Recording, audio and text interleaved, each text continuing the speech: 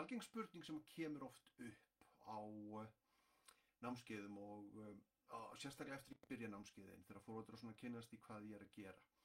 Nú foreldrar fá alltaf svona undirbúningsgátt opnaða fyrir sig þar sem ég er að taka fyrir svona spurningar og svör og þetta er eina spurningun sem ég svona skoða þar en það er alveg þess virði að koma aðeins inn á það hérna að mjög margir foreldrar þegar þeir átta sig á því að ég legg aðalega áherslu á það að börnin sé að lesa í hljóði á námskeiðinu, þau eru ekki að lesa upphátt að þá veltaði fyrir sér nú skólinn leggur mikla áherslu á það að þau sé að lesa upphátt og er þá námskeiðið hraðastar krakkar að hjálpa barninu mínu að lesa upphátt og svarið er rauninni já, þú veist, það er eðlilegt að skólinn sé að þjálfa það að lesa upphátt.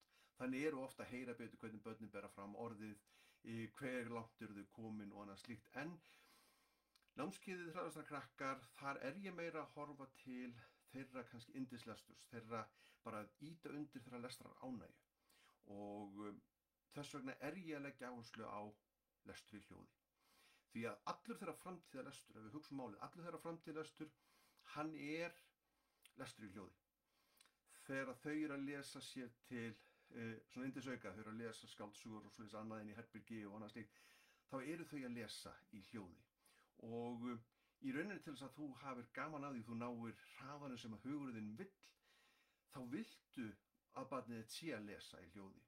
Það er þó í góðu lagi auðvitað að barnið sé af og til líka heima að æfa sig að lesa upp á. Það er mikilvægur þáttur í því að læra að bera orðin fram, að læra nýju orðin og allt slíkt. En við þurfum rauninni að nota báða. Þetta er rauninni sekund liðin, sama penningnum. Þannig að hafa það í huga.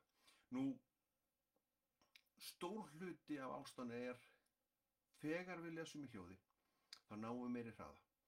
Því að eins og ég kenni börnunum, maður sem talar, þó hann talir hratt, þá nær hann aldrei að tala jafn hratt og hugurinn okkar hugsar.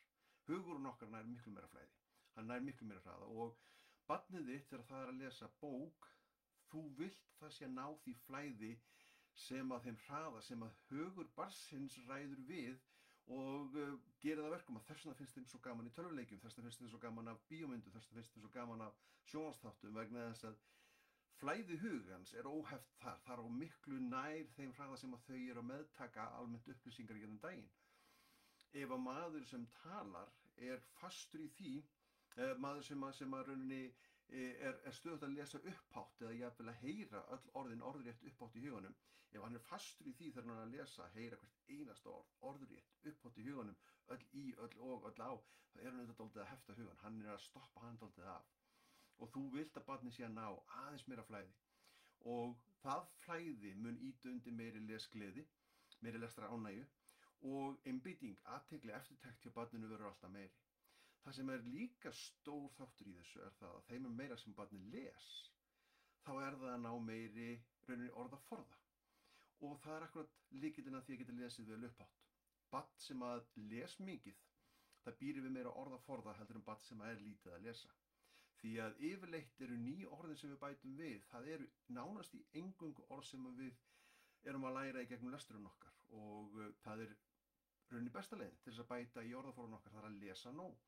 Og þeim mun meira sem barnið les, þeim mun meiri orðaforða hefur það og þeim mun fljótari er það þegar það er að lesa upphátt að átta sig á því hvaða orð er þetta sem ég er að lesa, hvað þýðir þetta, hvernig á ég að bera það fram og hiktíminn frá því að barnið sér orðið þar til að bera það fram, hann er styttri.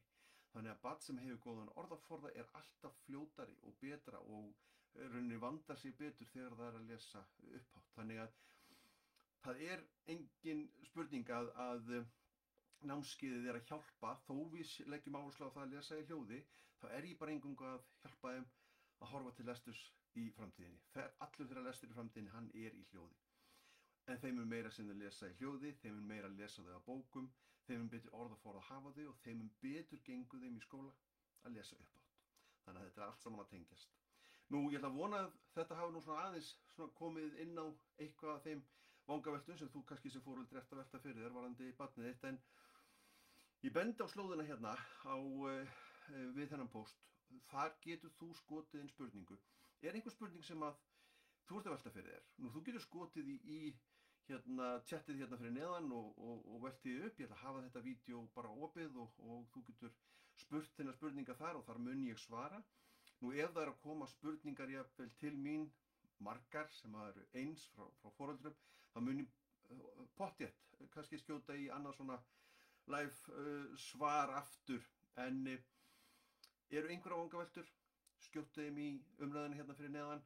En látum þetta duga með þetta svar, vona að þetta hafi svona gefið smá vísbendingar hvort að námskeiðið Hraðlestrar krakkar sem fyrir 7 til 12 ára börn gæti hugsanlega nýst þínum barni. En látum þetta duga í dag. Takk fyrir mig.